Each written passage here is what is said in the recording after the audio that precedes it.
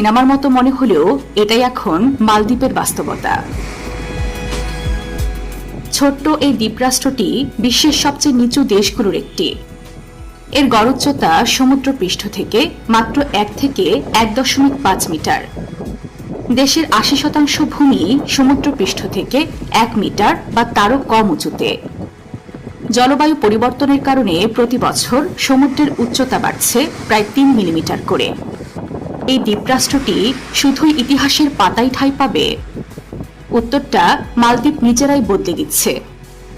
কারণ তারা সমুদ্রের সঙ্গে যুদ্ধ না করে বরং সমুদ্রকে সঙ্গী করে গড়ে তুলছে ভবিষ্যতের এক বিস্ময়, যার নাম ফিউচারিস্টিক ফ্লোটিং সিটি। ঠিক শুনেছেন, একেবারে সত্যিকারের ভাসমান শহর।